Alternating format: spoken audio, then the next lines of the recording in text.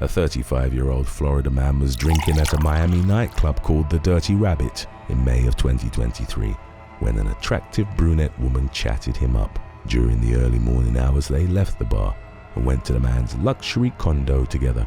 At some point, they fell asleep, and when the man awoke in the afternoon, he noticed that the woman was gone and his bedroom safe was open. The safe had been emptied of his $456,000 Daytona Rainbow Rolex, a $46,000 Sky Dweller Rolex, $93,000 worth of gold jewelry, and a $12,500 pair of Cartier sunglasses. The victim immediately dialed 911 to report the theft. He told responding officers that he had passed out after having just one drink at his apartment, leading him to suspect that the woman had drugged him. Police released surveillance footage of the suspect, who they described as a 5'8" female in her mid-30s, who weighed around 140 pounds. Numerous news outlets shared the video, but it's unclear whether the suspect was ever identified or arrested. Number 16. Doris Payne. Doris Payne is a seasoned jewel thief and con artist from West Virginia, with a track record spanning most of her adult life and a large portion of the globe for roughly 60 years beginning in the 1950s. She made a living by stealing jewelry and other luxury goods. During that time period, Payne used at least 20 aliases and 5 or more social security numbers in order to stay one step ahead of law enforcement while carrying out her crimes. She was arrested many times over the years, including during the 1970s after she stole a 10-carat diamond ring worth $500,000 in Monte Carlo. Payne fled to France but was extradited back to Monte Carlo, where she was detained for 9 months. Police eventually had no choice but to release her after failing to recover the stolen ring. The seasoned shoplifter has also been arrested in Greece, France, Britain, Switzerland, and the United States, and she even escaped federal custody on at least one occasion. Payne continued stealing jewelry even as she entered her senior years, routinely landing in and out of custody and spending much of her time in the free world on probation. Several judges had banned her from going to jewelry stores, but she continued going to them anyway. In 2015, at the age of 85, Payne stole a $33,000 ring from a jewelry store at a shopping mall in Charlotte, North Carolina. The following year, she was caught stealing $86 worth of merchandise from a Walmart store while on an ankle monitor for a previous theft. The 93-year-old has managed to stay out of news headlines since 2017, indicating that she may have finally given up her criminal lifestyle. In the 2013 Netflix documentary, The Life and Crimes of Doris Payne, the elderly jewel thief shared her thoughts and feelings about her lifetime on the wrong side of the law, stating in her own words, "There's never been a day that I went to steal that I did not get what I went to do." Number 15. Victor Walter Appeler and Blake Lee Waller. Just days after Hurricane Irma struck Florida's east coast and caused severe flooding in September 2017, 2 men were caught trying to steal a utility pole in Jacksonville. 46-year-old Victor Walter Appeler and 42-year-old Blake Lee Waller were pulled over by a police officer after a civilian reported seeing them load the $2,500 pole on top of an SUV. According to an arrest report, Appeler told the officer that he was moving the pole because it had fallen and was dangerously close to the road. But the police found this story highly questionable, especially after discovering that he had made dozens of scrap metal transactions in recent months. Appeler and Waller were arrested on suspicion of grand theft. In the meantime, a photo of the men sitting on the sidewalk next to the SUV with the pole on it went viral. Records show that Appeler has a lengthy criminal history dating back to the late 1980s. He served several prison stints, mostly for burglary and theft charges, but he did not serve any time for the utility pole theft. Waller received a 3-year prison sentence for unrelated charges that he was arrested on a few months before the utility pole incident, and he was released in 2020. Number 14. Brazen broad daylight mob heist. In January 2023, a group of mobsters with connections to the Lucchese and Gambino crime families robbed the Bayco Jewels luxury jewelry store in Manhattan at gunpoint. 4 months later, some of the same suspects targeted another high-end jewelry store in the Big Apple. Between the two robberies, the thieves made off with $2 million worth of jewelry, with a customer base including ultra-wealthy celebrities like Beyoncé and Rihanna. Baco Jewels, the store that was targeted in the first robbery, carries jewelry that most people can only dream of affording. To prevent thefts, the company requires prospective customers to pass a credit check before booking an appointment to visit its penthouse-level showroom. The thieves circumvented this measure by posing as construction workers outside the shop's entrance. They made off with at least 3 pieces of jewelry, including a 73-carat necklace, a 6-carat ring, and a 17-carat pair of earrings. Surveillance footage from nearby reportedly showed the suspects changing into the construction uniforms prior to the robbery. In addition to being implicated in the crime through the video evidence, the alleged thieves were connected to the robbery and to each other through cell phone records. A few weeks after the second heist, federal authorities arrested 65-year-old Frank Skip DiPietro, who had previously served nearly 2 decades in prison for his role in the killing of a witness against the mob. 69-year-old Vincent Caccio, 65-year-old Vincent Spagnuolo, 67-year-old Michael Selick, and 25-year-old Samuel Source were also arrested in connection with the robberies. Each defendant was charged with 1 count of Hobbs Act robbery and 1 count of conspiracy to commit Hobbs Act robbery, which both carry a 20-year maximum prison sentence in the event of a connection. The suspects were also charged with 1 count of brandishing a firearm during and in connection with the crime of violence, which carries a mandatory minimum sentence of 7 years if convicted. The case appears to be ongoing.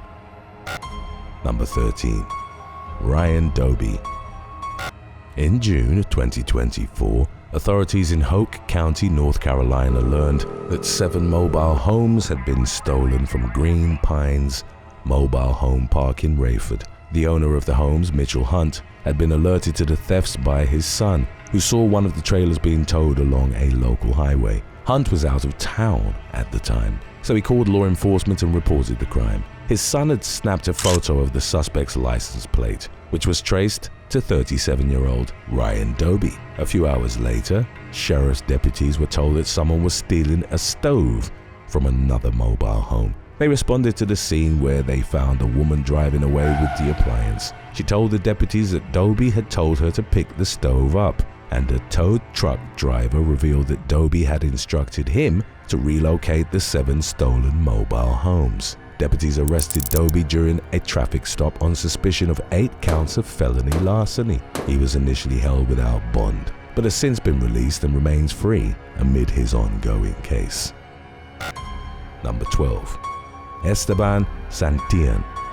Rebecca Caldwell and her younger brother Josh were selling lemonade outside their Chesapeake, Virginia home in August of 2023 when a man pulled up in a Toyota sedan, approached their stand and stole their earnings. Later identified as 19-year-old Esteban Santillan, the thief got back into his car and fled the scene with around $40 in cash. The incident was captured on surveillance video, but it would take several weeks before law enforcement made an arrest. In the meantime, Rebecca and Josh received an outpouring of support from the community. After initially feeling discouraged about continuing to sell lemonade, the kids set up a new stand. Around 650 customers stopped by to purchase a refreshing beverage, including 130 bikers. The siblings replaced their stolen earnings 155 times over, netting a profit of $6,200. Santillan was finally identified as the suspect and arrested about a month after the incident. He was charged with felony theft and his case is ongoing. Rebecca and Josh's mother, Anita Caldwell, told local news station WAVY that she was very relieved to learn that an arrest had been made. She said she's not angry at Santillan and that she'd like to meet up with him and learn why he stole her kids' money so she can better understand his situation. Number 11. Ronnie Hicks.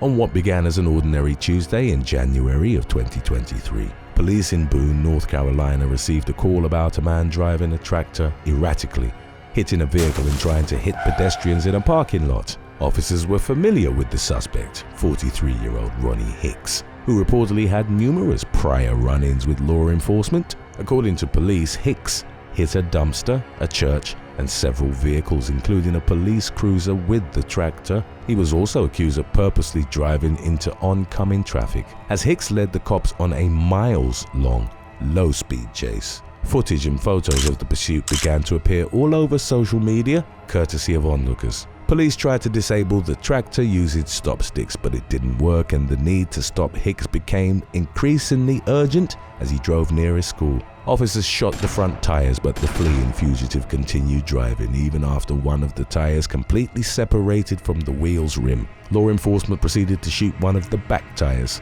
finally forcing the tractor to stop. Hicks fled on foot with a knife in his possession, but police caught up with him and subdued him with a taser. He was booked into custody on suspicion of driving while impaired, assault with a deadly weapon on a government official, reckless driving, and felony fleeing to elude. After determining that the tractor was stolen, authorities said that more charges were likely forthcoming. Records show that he's currently being held at the Watauga County Jail. Number 10. Marcus Kemp. Following the onset of the COVID-19 pandemic, car thefts spiked in many parts of the United States, including in Montgomery County, Maryland, where the vehicle theft rate spiked more than 20% over a 2-year period. Many of these crimes were carried out under the direction of a young man from Washington, D.C., named Marcus Kemp, who recruited his friends to steal high-end cars from wealthy neighborhoods in Bethesda and Chevy Chase. The thieves acted under the cover of night during the COVID lockdown, when they knew the streets would be almost entirely empty of potential witnesses. Between January and July of 2020, Kemp and his associates committed at least 13 vehicle thefts, making off with $450,000 worth of Teslas, Audis, and other expensive cars. The stolen vehicles were taken to D.C., where Kemp rented them out for anywhere from $200 to $1,000 a day. He had been charged with vehicle theft the previous year, but threw caution to the wind and continued with his unlawful but highly lucrative scheme. As the problem of car theft continued to worsen, the Montgomery County Police Department formed a specialized auto theft squad. The team, which has since been disbanded, arrested Kemp in August of 2020. Nearly 2 years later, he pleaded guilty to 5 counts of auto theft, conspiracy, theft over $25,000, and burglary. Kemp was sentenced to 25 years in prison, followed by 5 years of probation, which was described by prosecutor John McCarthy as a stiff but richly deserved punishment. He referred to Kemp as a sort of criminal entrepreneur who started a successful but very illegal car rental business. When considered in this context, it's especially disappointing to think about how much differently the young man's life may have turned out if he had used his business skills to pursue an honest living. Number 9. Fatima Milanovic. In early 2017, Florida jewelry store owner Vladislav Bobby Yampolsky received an email from someone expressing an interest in buying nearly $7 million worth of precious stones. After 2 months of negotiating the purchase, the contact sent a supposed business associate, 46-year-old Fatima Milanovic, to Yampolsky's store in Boca Raton to move forward with the deal. During the meeting, Yampolsky noticed that Milanovic seemed extremely shaky and nervous. She reportedly claimed that she was sick, but the business owner found her behavior suspicious. In addition to Milanovic's overly anxious demeanor, Yampolsky suspected that she was trying to distract him while the gems were sitting out on a table in the store's vault, where he conducts all major transactions. He reluctantly allowed Milanovic to place the jewelry inside a box that she had brought with her, which she sealed with industrial tape, and said that he would keep the package inside the vault until a wire transfer for the purchase went through. According to Yampolsky, Milanovic insisted on keeping the box in her briefcase, leading to an argument between the two. Amid the back and forth banter, Milanovic removed the package from the briefcase and handed it to Yampolsky, who later said that he could immediately tell that it was a replica of the box she had placed the gems in. He tried to wrestle the briefcase away from Milanovic, but she refused to let go of it, so he locked her in the vault and called the police. A responding officer wrote in an arrest report that the suspect could be seen ripping up the replica box in surveillance footage from inside the vault. Milanovic was also accused of trying to hide the jewels up her skirt, and according to Jan Polsky, she even handed an officer a $50 bill and asked him to go pay a taxi that was waiting outside as part of a last-ditch effort to escape the scene. Milanovic was charged with organized scheme to defraud and grand theft. Shortly after her arrest, her attorney told the New York Post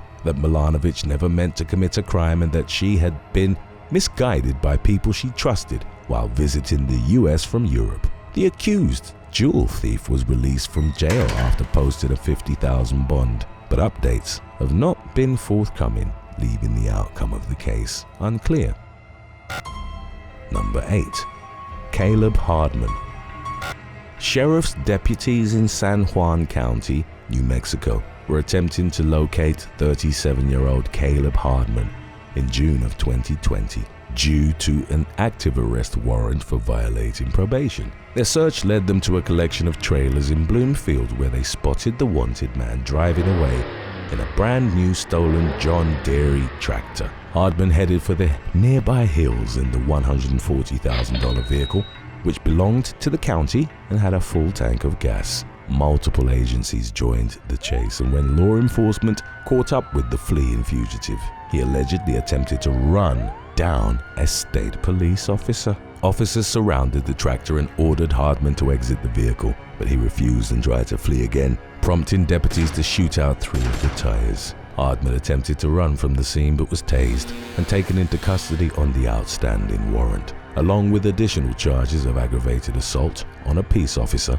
unlawful taking of a motor vehicle, aggravated fleeing and resisting, evading or obstructing an officer. He pleaded guilty to 2 counts of aggravated assault on a peace officer in exchange for the remaining counts being dropped. While his sentence is unclear, records show that he is not currently in custody, indicating that he has paid his debt to society. Number 7. Corda Van.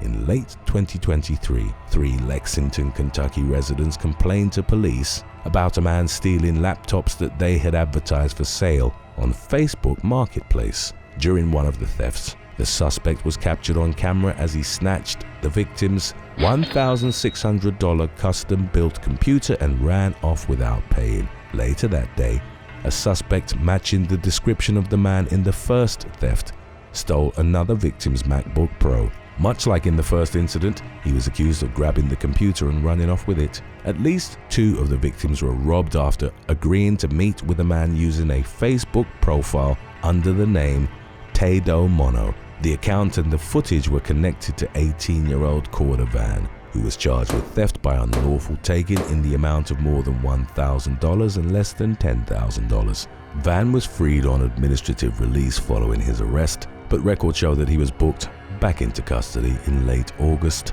on unrelated charges of failure to appear, a first-time fentanyl trafficking offense, resisting arrest, disorderly conduct, and a local violation for setting off fireworks. While the current status of the theft charge remains unclear, he remains at the Fayette County Detention Center with bond set at $20,000.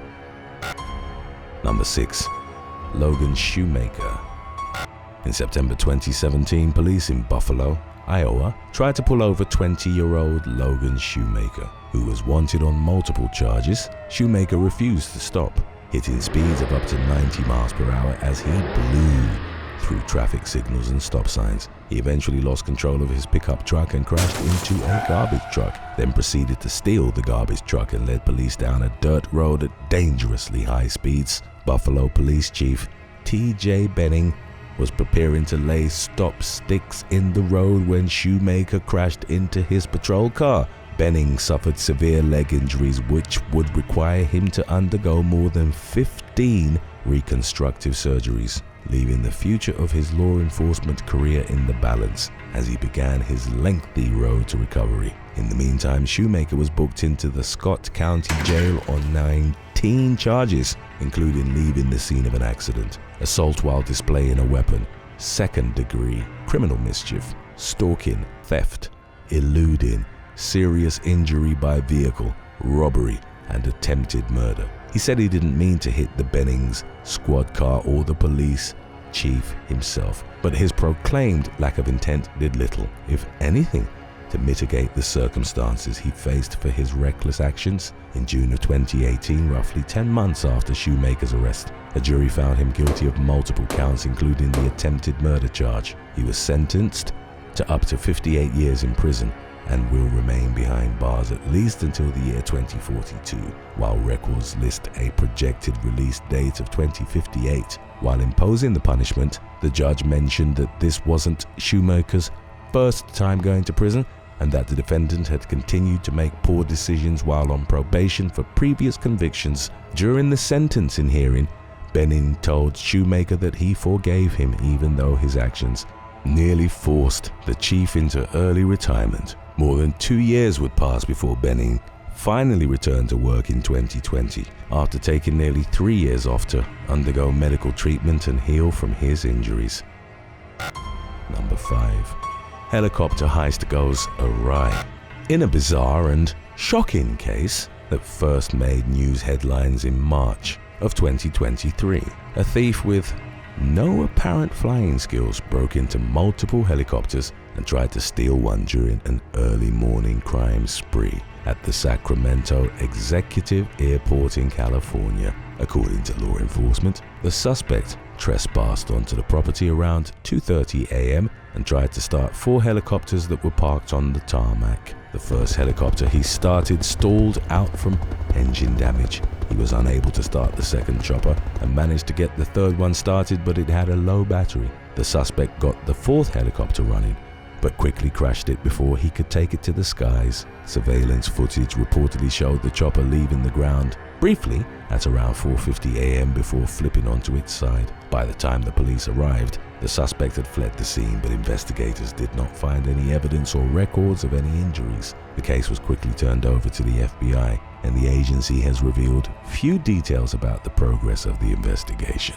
A search warrant obtained by ABC 10 3 months after the botched heist revealed that a 20-year-old man named Jaden Edwards was identified as a suspect in the case based on evidence recovered by agents, including an EBT card that was left behind in the cockpit of the crashed helicopter. Furthermore, court documents state that Edwards was caught trespassing at another local airport, where he was found inside a small plane just 2 days after the helicopter incident.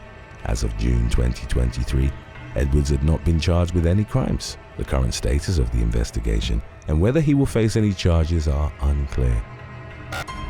Number 4.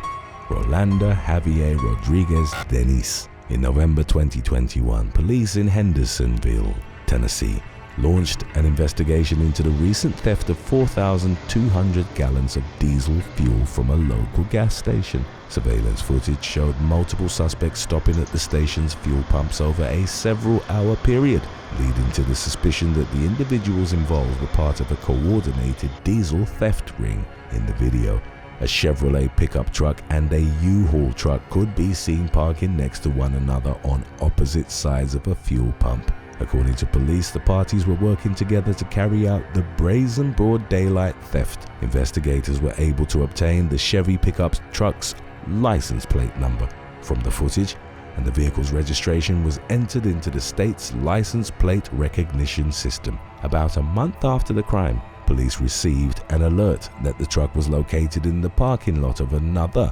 local gas station, and officers raced to the scene in order to stop the suspect from getting to the pump. The driver, a 25-year-old Florida man named Rolando Javier Rodriguez Denise, was arrested on suspicion of theft over $10,000 and vandalism over $1,000. The suspect's truck was heavily modified to hold several 200-gallon fuel tanks, which were equipped with special pumps designed to expedite the process of stealing and emptying the fuel. According to police, the thieves used a device called a fuel manipulator, which tricks the pump's computer into thinking that the fuel is being pumped at a much slower and therefore cheaper rate. This enabled the suspects to pay pennies to the dollar for the diesel while going unnoticed by employees, and they paid using prepaid gift cards making it nearly impossible to trace the transactions by the time the theft was discovered. Based on the evidence, authorities theorized that Rodriguez and his accomplices were filling their tanks with diesel and offloading it into larger external tanks located elsewhere. There was even speculation that the thieves were part of a multi-state operation. While it's unclear whether this was the case, records show that Rodriguez pleaded guilty as charged and received a 4-year sentence. He became eligible for parole in September 2024 and will be finished serving his sentence in January of 2026. The convicted diesel thief also has an outstanding court balance of nearly $6,500, indicating that he was likely ordered to pay back the cost of some of the stolen fuel. Number 3. Yao Rong Wang. In May of 2024, an accused international jewelry thief was arrested in Long Island, New York, after evading law enforcement for nearly 6 years. 49-year-old Yao Rong Wan's capture came after he swiped a $17,000 watch from London jewelers in Manhasset using a clever sleight-of-hand technique. He was also wanted for jewelry thefts in California, Miami, New Jersey, and New York City, which had all occurred over a 6-month period after he entered the US illegally in December of 2023 and pleaded asylum in San Diego. Wan operated by distracting jewelry store employees and causing them to look in another direction. During those few moments, he stealthily slipped expensive pieces of jewelry into his possession, including a $250,000 ring that he swapped with an imitation piece at a Tiffany store in Manhattan. Wan was also the subject of an Interpol red notice for stealing $332,000 worth of jewelry in South Korea in September 2018. According to investigators, he managed to avoid capture by using the alias Wen San. When he was finally arrested, police recovered the watch he had stolen from the store in Long Island, along with several other recently stolen pieces. Speaking anonymously to the New York Daily News, Wan's girlfriend said that she was surprised and scared after learning of his arrest. She explained that Wan seemed like a nice person, which influenced her decision to pursue a relationship with him. And while Wan never helped pay rent while living with the woman at her apartment in Queens, he was always very respectful and doting. The woman also said that Wan frequently gave her jewelry, and that she threw it out when she learned after his arrest that it might have been stolen. In addition to the crimes that law enforcement knows about, authorities have encouraged anyone else who may have come in contact with Wan to get in touch. The accused international jewelry thief is being held without bond amid his multiple ongoing cases, which includes federal charges. His next scheduled federal court date is in January of 2025. Today's topic was requested by Kalua and Keith Cath 7272. If you have any other topics you'd like to learn about, subscribe and let us know in the comments section below. Number 2. John Bell. In April 2017, 21-year-old John Bell entered a cell phone store in southwest Houston and tried to rob the register at gunpoint. Frustrated over a recent robbery and unwilling to let it happen again, the clerk, Katrina Leon, refused to open the drawer. Bell ordered her to hand over the cash and she continued to refuse. The attempted robber briefly walked away from the counter, giving Leon a chance to usher the customers and employees outside. She locked the door from the outside, trapping Bell in the store as he grabbed a handful of cell phones, unaware that he was trapped and thinking he had just scored a major payday. Bell was shocked when he realized he was stuck inside the business. Desperate to flee before law enforcement arrived, he fired several shots at the door. When he realized that he couldn't shoot his way out of the store, he threw his body against the door and tried to kick it open, but it didn't budge, so he dropped to his knees and resorted to begging. Bell could be heard saying, "I'm sorry, please, and I have nothing," in surveillance footage of the botched robbery. He pleaded with Leon to open the door, but she had no plans to do so until the police arrived. By the time officers pulled up to the scene, he had realized there was no getting out of his predicament. He already had his hands in the air as the cops moved in to arrest him on suspicion of aggravated robbery. At the time of the robbery, Bell was free on a 12-year deferred sentence for a previous aggravated robbery conviction. The judge revoked his probation and sent him to prison to finish out his punishment. He was also convicted in the more recent robbery and received a 5-year sentence, which is running concurrently to his 12-year term. Bell became eligible for parole in 2022, but his record lists a projected release date in January of 2028. If you thought these cases of theft couldn't get any more deranged, wait until you see how money won't buy your way out of trouble. After number 1, we've got our previous release of when shameless bribery attempts go wrong coming up next, so stay tuned. Number 1. Nicholas Devon Ulloa.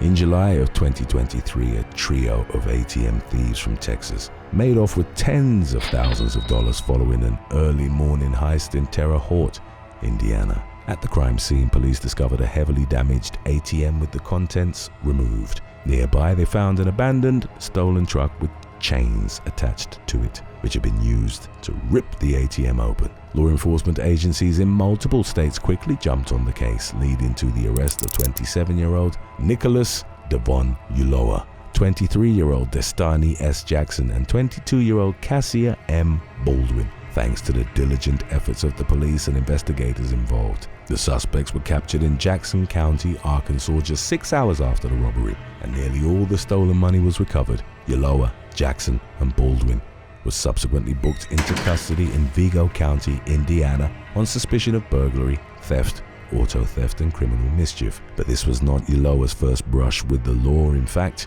he had been arrested numerous times in the past for similar ATM thefts in various states. In 2021, he was apprehended in Wauwatosa, Wisconsin, after leading police on a high-speed chase in a stolen pickup truck. Much like the incident leading to his more recent arrest, he had attached chains to the truck and used it to rip the ATM open. The pursuit ended when Ulloa lost control of the vehicle and crashed it into a tree, resulting in his arrest on multiple charges, including recklessly endangering safety, fleeing an officer, and causing damage to property, taking and driving a vehicle without consent, and more. An accomplice fled the scene and was never captured, and police recovered more than $8,000 in cash from inside the truck. 2 years earlier, in 2019, Ulloa was arrested for a similar crime in Magnolia, Texas. By that point in time, he was already a prime suspect in numerous other ATM thefts in the state. According to federal court documents, Ulloa was suspected of being part of an organized theft ring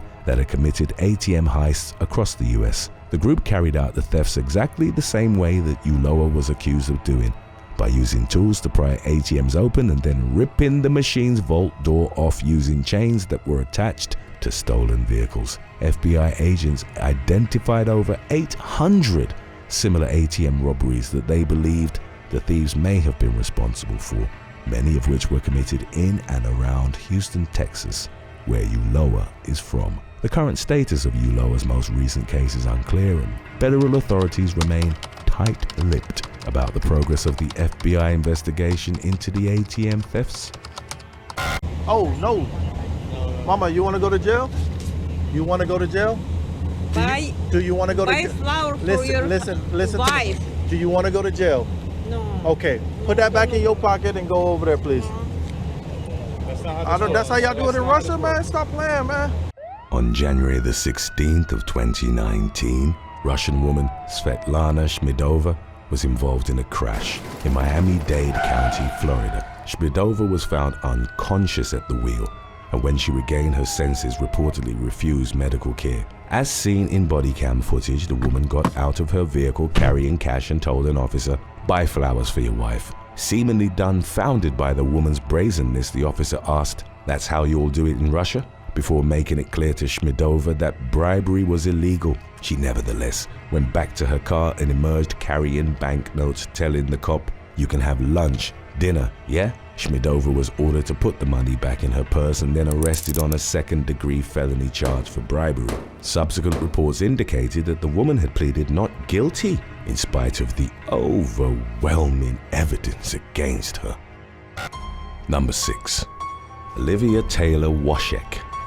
Officers from the St. Petersburg Police Department in Florida were called to a bar on Central Avenue after a 28-year-old woman reported to be highly intoxicated, had attempted to give strangers lap dances. Olivia Taylor Washik was at the time an aspiring model that was taking part in a competition to be on the cover of Maxim magazine. Concerned for her well-being, officers called for paramedics to evaluate Taylor Washik's condition. They were unable to do so, however, as the woman threatened to punch them in the face. She then started crying profusely while asking what she'd done wrong. Officers assured her that she wasn't in trouble, telling Taylor Washik that they had a legal obligation to help her. The police offered to walk the aspiring model to her home or secure transportation for her, but she began verbally abusing them while she was sitting on the ground. As the interaction progressed, she started telling the cops she thought they were attractive and asked if they wanted to have relations on the sidewalk. Taylor Washik was turned down and later stated that people wanted to be involved with her because she was pretty.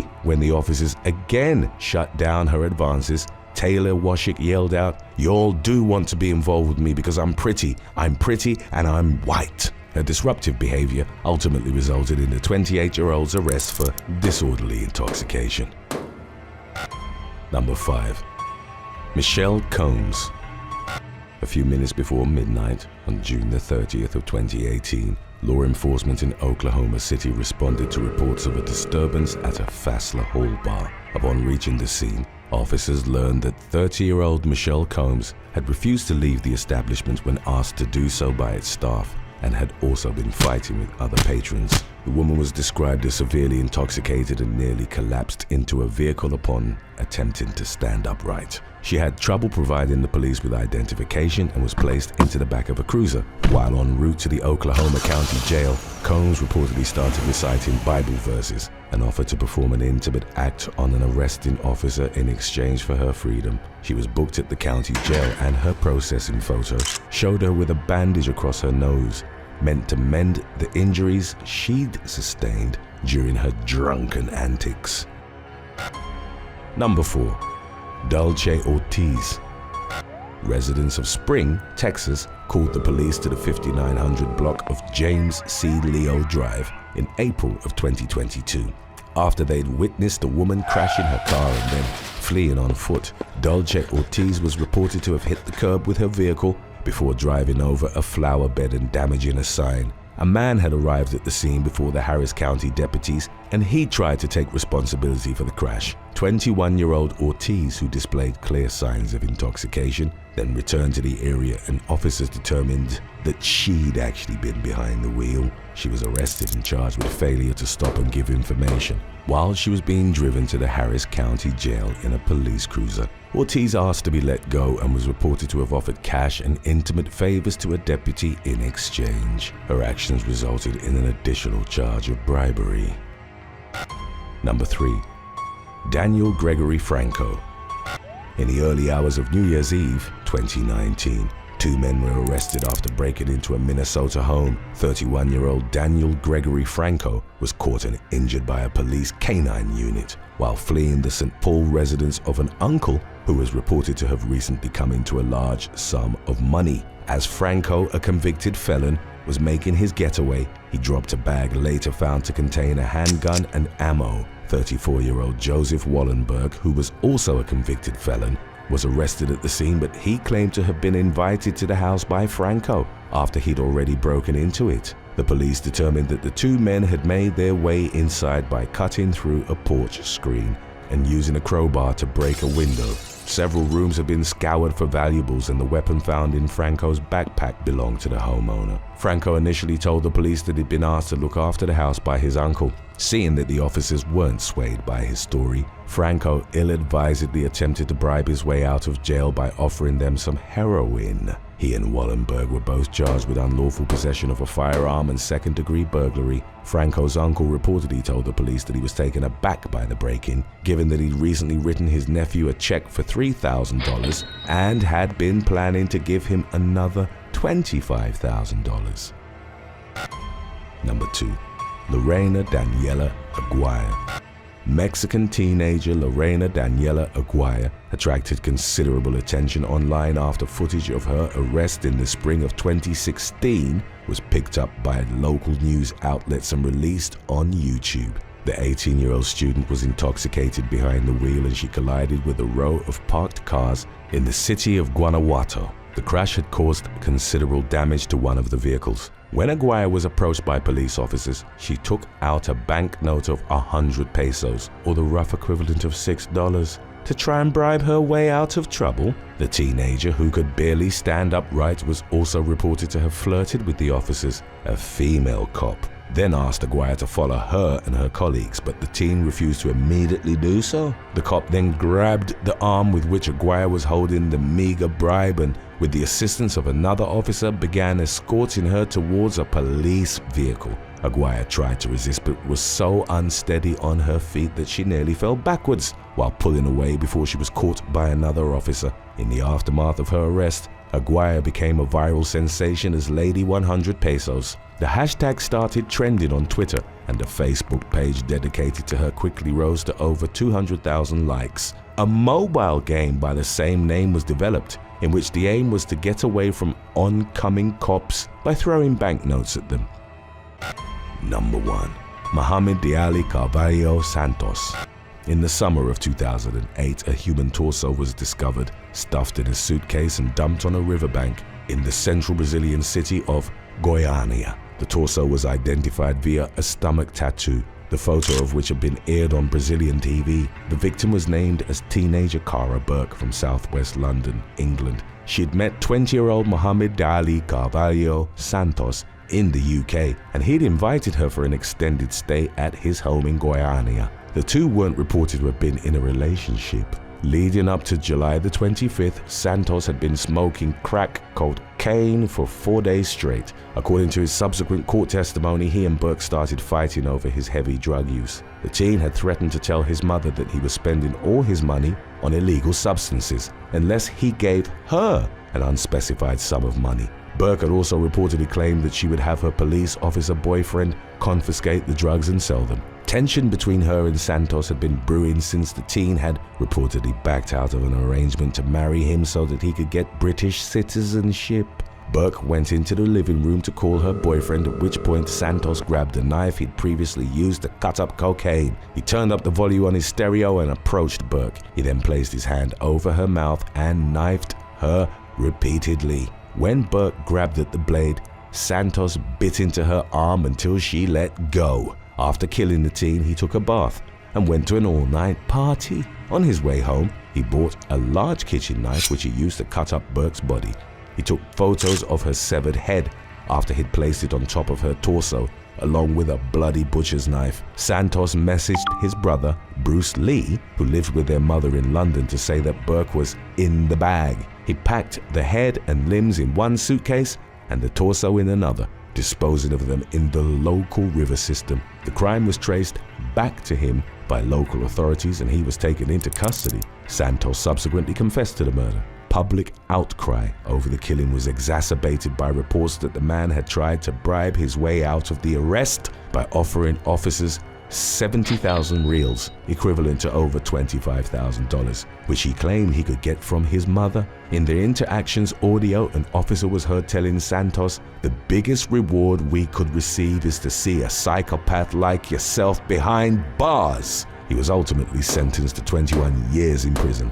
Reports from February of 2016 indicated that he'd been found dead while serving his sentence, although the circumstances surrounding his demise remained unclear. Thanks for watching. Would you rather lose your phone or break a leg? Let us know in the comments section below.